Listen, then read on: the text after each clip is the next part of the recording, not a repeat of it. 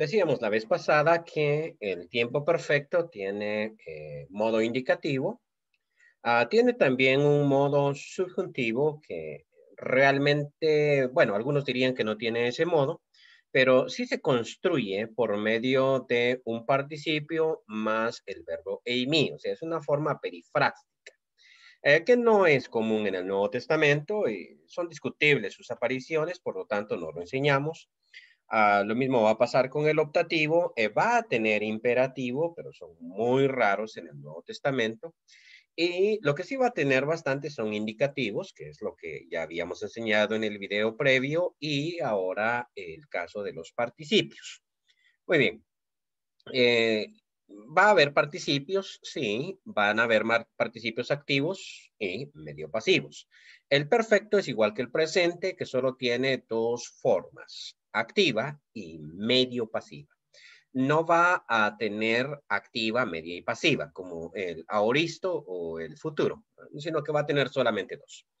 Muy bien, este es el cuadro de los participios activos para el masculino, el femenino y el neutro, porque ya sabemos que el participio va a tener los tres géneros, ¿no? Y se va a declinar como si fuese un adjetivo de tres terminaciones. Es fácilmente reconocible, en este caso, lelucos, la diferencia entre el perfecto, el participio perfecto, es que obviamente va a tener la reduplicación propia del perfecto, la capa propia del perfecto también, y no va a tener la nu, que sí tiene, por ejemplo, el aoristo como luz santos, ¿verdad? O el presente luontos. Entonces no va a tener esa nu.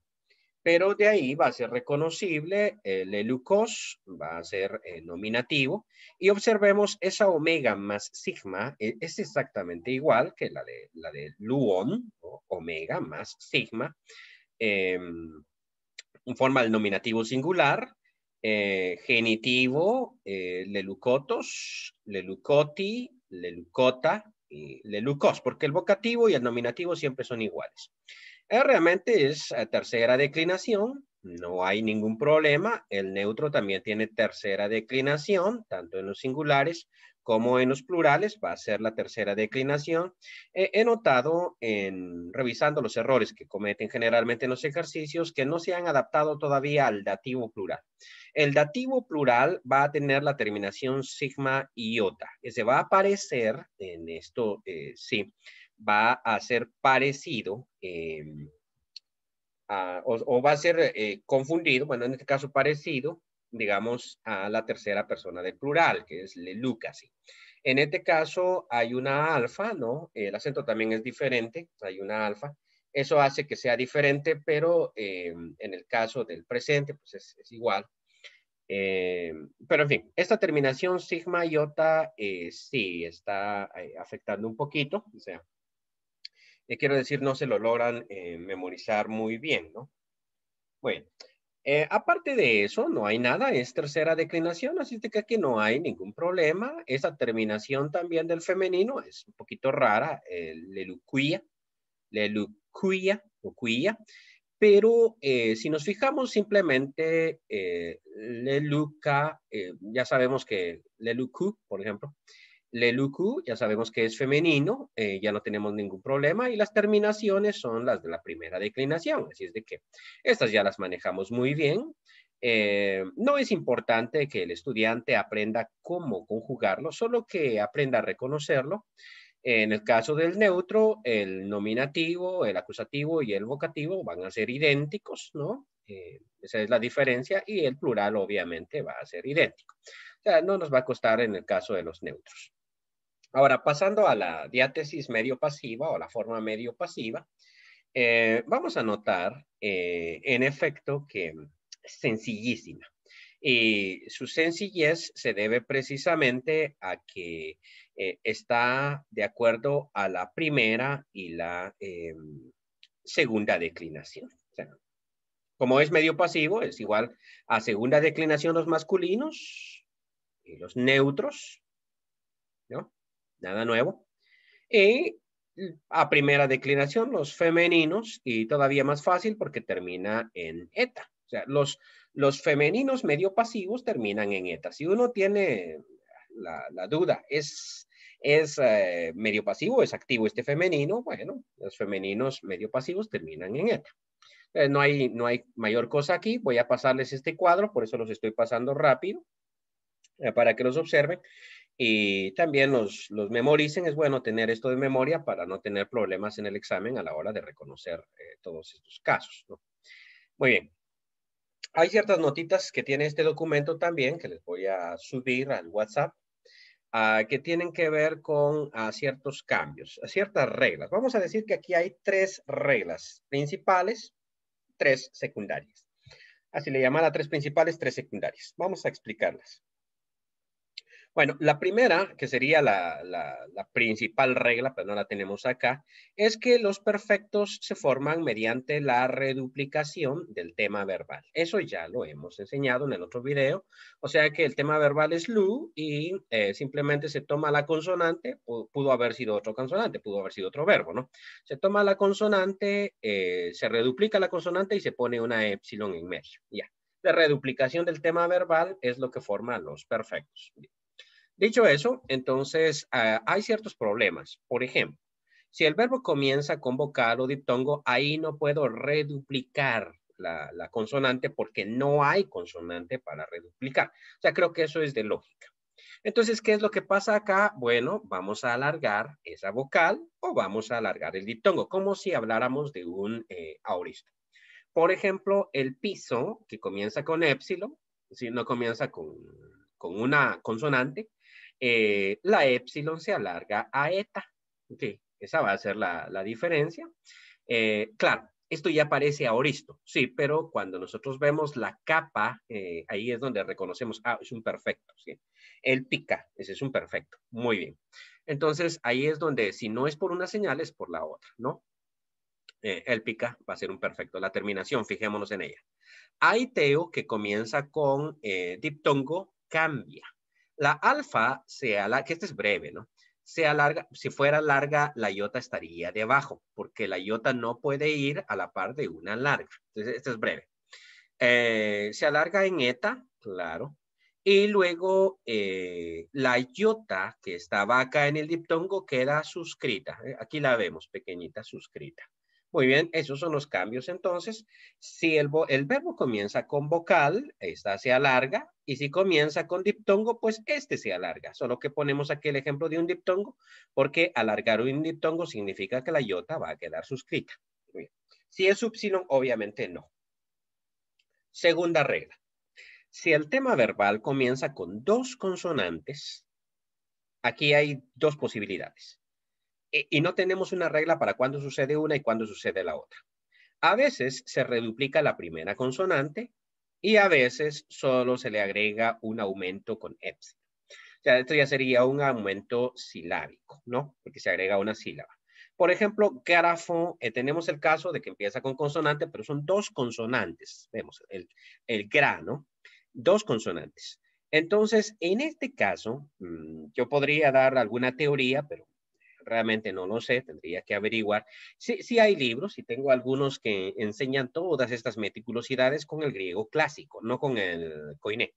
Es con el griego clásico, pero considero que eso, este tipo de libros ya llevo años sin leerlos, ¿sí? Y considero que ese es un conocimiento interesante, pero inútil a la hora de traducir. O sea, a la hora de leer griego, realmente no importa.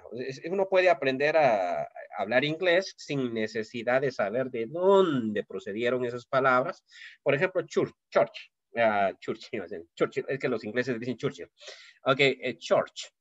Church quiere decir iglesia, pero ¿de dónde viene? Interesantemente, esa viene del griego kuriake. Kuriake en griego quiere decir del Señor, que aparece en Apocalipsis. Estaba yo en el día del Señor, ¿no? En el kuriake, el día del Señor quiere decir kuriake. Entonces estaba, este kuriake era lo que los alemanes empezaban a usar para hablar de las capillas cristianas, porque decían que eran del Señor, esas capillas. Y empezaron a llamarle Kirk. Obviamente, estos alemanes llegaron, o sajones llegaron a Inglaterra y con el tiempo cambiaron Kirk para Church. Por eso es que en alemán es Kirk, en inglés es Church, ¿no? Pero conocer eso es irrelevante para hablar inglés. Pero a veces a uno le gustan esas cosas, ¿no? Entonces, está bien en determinado momento saber esas meticulosidades. Así es de que no las puedo explicar acá, pero quedémonos con esto más sencillo. Algunas veces se reduplica, pero solo se va a reduplicar la primera consonante, jamás la segunda. O sea, nunca va a aparecer algo como gregrafa, eso no, sino va a ser gegrafa. O sea, se reduplicó la gamma, que es la primera consonante, no la ro. La otra posibilidad es como en este caso de ginosco y aquí el presente dice ginosco, pero realmente el tema del presente es ginosk. O sea, este es el tema del presente. Habíamos mencionado este ejemplo para mostrar que el tema del presente no siempre es el tema verbal, porque el tema verbal no es ginosk, sino es no. ¿De dónde viene, por ejemplo, gnosis? Gnosis, gnóstico, todos estos ejemplos, ¿no? Gnosis, conocimiento, gnóstico, esta doctrina, ¿no? Entonces, este es el tema verbal real. Muy bien. Lo que pasa es que para ponerlo en presente le hacen unos pequeños cambios. Muy bien. Meten una iota en el medio del tema verbal para alargarla, ¿no? Y aparece este sonido sk al final. Bueno, a veces los temas verbales no son como los del presente y este es uno de los casos. Así es de que en este caso, por ejemplo, no se reduplicó la gama, como decís, genoca o algo por el estilo, sino que simplemente se le agregó una épsilon. Esto pasa cuando hay en el tema verbal dobles. Sin embargo, nosotros podemos simplemente saber que eknoka es el presente y ya. O sea, no tenemos necesidad de saber todos estos detalles que estoy enseñando ahorita. Me quiero mostrar 3 reglas para que no los asusten y puedan reconocer un verbo cuando no les he dado el perfecto. A veces también no doy los verbos todos porque así se desarrolla la habilidad para poder reconocer las formas verbales. Muy bien, veamos este otro caso. Los temas que comienzan con las aspiradas fi, hi, fi, teta y hi, como fileo, ¿no? Que comienza con fi, nesco, que ya dije la vez pasada no aparece en el Nuevo Testamento, en esta forma, pero comienza con teta, la raíz verbal. Y jaraomai, la verdad es que tuve que buscar este verbo. Jaraomai es me aprovecho. No es muy común en el Nuevo Testamento, o sea, va a aparecer unas 10 veces, no recuerdo cuántas veces, pero no es común. Jaraomai. Me aprovecho. Sí, no es común. Muy bien. Me aprovecho. Bien, que comienza con G. ¿Qué pasa con ellas? Muy bien, que cuando se reduplica, la primera, en este caso son dos, veamos dos consonantes, se va a reduplicar solo la primera, que cuando se reduplica, en este otro caso también, no se va a reduplicar la fi, sino se va a reduplicar, recordemos aquel cuadro de las consonantes, estas son las aspiradas, entonces se van a reduplicar las respectivas fuertes. En vez de fi tenemos pi. Recordemos que cuando nosotros le poníamos apóstrofe a las preposiciones, quitándole, ¿no? Algunas letras, porque la siguiente comenzaba con vocal, y había un espíritu rudo, entonces se cambiaba, por ejemplo, en el caso de la pi, se cambiaba por fi, como apo, no se va a decir apo, sino af, si recordamos esta lección, ¿no? Af, en vez de decir o epi, no se va a poner, sino se va a epi, f. Muy bien. Aquí es al revés. Entonces, no se reduplica la fi, sino se reduplica la correspondiente pi. Pefílega. Se va a reduplicar solo la pi. ¿Okay? Mejor dicho, solo la fi y esta fi se va a cambiar por pi. Es como dijéramos, se reduplicó la z, pero luego la cambiamos por ta, que sería la respectiva fuerte de la aspirada, ¿no? Y en el caso de he, se va a cambiar por cap, que sería como, poniéndolo en esta forma, es como si la pi y la fi fueran la misma letra, solo que se van a utilizar unas veces una, porque una suena un poquito más parecida a la S, que es la fi, ¿ya? Y lo mismo con, tenemos dos T's, o sea, podríamos llegar a decir, tenemos dos T's en griego, ¿sí? Una que es fuerte y una que es aspirada, y tenemos dos capas, una que es fuerte y una que es aspirada. Y esta es la razón. Alguno de ustedes me preguntaba, ¿por qué pronunciamos he en este caso? ¿No? ¿Por qué he? ¿Y por qué no K? Como, pues con he se escribe Cristo, ¿no? Cristos. Y nosotros en español decimos Cristos. Bueno, digamos que el español no nos va a servir de base para esto, pero el inglés es curioso porque cuando en griego, o la palabra viene del griego y utiliza capa la palabra, aparece nada más en inglés el sonido ese de K, ¿no? Pero cuando la palabra venía con he, le pone una H para marcar la cuestión aspirada. Y en el inglés eso se marca. Por ejemplo, ¿verdad? Nosotros cuando hablamos inglés tendemos a decir theology, y la verdad es que ellos no dicen theology porque es teología. La teología es TH, theology, como que la lengua sonara como Z, ¿sí? Theology. Y es ahí cuando ellos marcan. Cuando en griego había una Z, ellos ponen TH. Y cuando había simplemente una tau, ellos ponen la T, así a secas. Lo mismo va a pasar, por ejemplo, cuando hay una pi, ellos van a poner como pater, bueno, en inglés es con F, ¿no? Father, pero en fin. Y cuando había una fi, como en el caso de filosofía, si ustedes se acuerdan en los textos antiguos, aparecía PH, ¿no? Filosofía. Esa es la misma idea. Hoy en día usamos F, ¿no? Pero no puedo rastrear todas esas variaciones del español, pero vamos a estar mostrando esto, por ejemplo. Entonces, la regla es simplemente que no se reduplican las aspiradas, sino se reduplica con su respectiva fuerte. Muy bien, las tres reglas más sencillas son las siguientes. Los termas en vocal contracto, o sea, en vocal, verbos contractos, AO, EO y O, alargan la vocal antes de la capa, lo mismo que pasaba con alargar la vocal antes de la sigma, en el caso de los futuros y en el caso de los auristos. No pongo ejemplos acá porque aquí los tengo. Fileo es contracto. Entonces, si nos fijamos, pefileca aparece con éter, porque antes de la capa, la épsilon que había se alargó. Notemos esto. Arriba creo que tenía otro contracto, o no. Sí, sí, aiteo. Veamos que ETK se dice. Se alargó también la épsilon y se alargó a eta. Ok, esto no va a suceder el 100% de las veces, van a haber excepciones, como ustedes saben, pero no nos asuste cuando veamos esta eta aquí. Ya sabemos que esto era una épsilon y se alargó. Esto que les estoy diciendo es para que reconozcan el verbo original más fácil, por si acaso no se saben el perfecto. Yo lo que he hecho personalmente es memorizar cuánto perfecto llegue a mí. Eh, yo me he memorizado no solo todo el vocabulario del Nuevo Testamento, todas las palabras que están en el Nuevo Testamento. Es cierto que hay días que se me olvidan y tengo que repasarlas constantemente. Pero no solo me he memorizado eso, sino también me he memorizado todos los aoristos que aparecen, sean sencillos, difíciles. Yo no me pongo a pensar si son sencillos o difíciles, igual me los memorizo todos.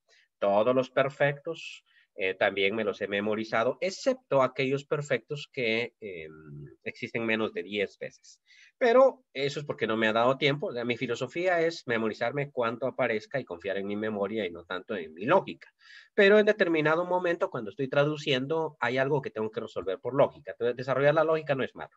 Lo malo es confiar en ella. Luego tenemos los temas que terminan en ta o delta o zeta, la eliminan antes de la capa.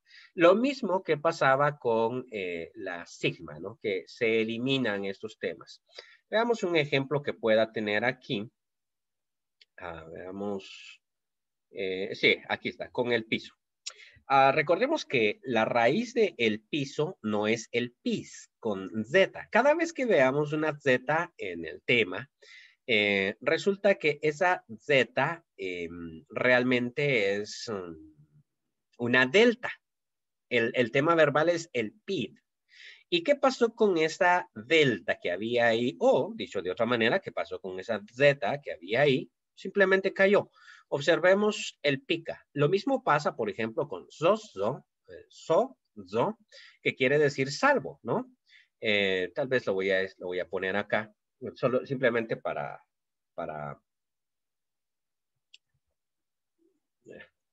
para ilustración, ¿no? Soso, que quiere decir salvo, ¿no? Y ahora hagámoslo futuro. Bueno, en futuro va a ser soso. Esto generalmente lo confunde a uno y una cosa que ha pasado con ustedes en algunos exámenes es no notaron el futuro. ¿Por qué no notaron el futuro? Porque nos aprendimos la pronunciación y tendemos a pronunciar, yo también, porque como no enfatizo mucho la pronunciación del griego, pues que ya nadie habla esto, entonces tendemos a pronunciar igual a zeta que la sigma, como si fueran la misma, ¿no? Pero realmente esto sería so, y esto sería so. Algo por el estilo, no, soso. Ok, ¿qué pasó con la Z? ¿Se cambió por sigma? No, la sigma realmente se inserta en el futuro. Esto tenía que quedar algo así, so. Okay. Pero eso es lo mismo que ya estaba en el presente, así me parece a mí, porque estas dos obviamente tienen que combinar en una Z. Entonces lo que pasa aquí es que simplemente cae la delta, ¿no? Que estaba ahí. Entonces, aquí, por ejemplo, el verbo tenía que ser el pilca.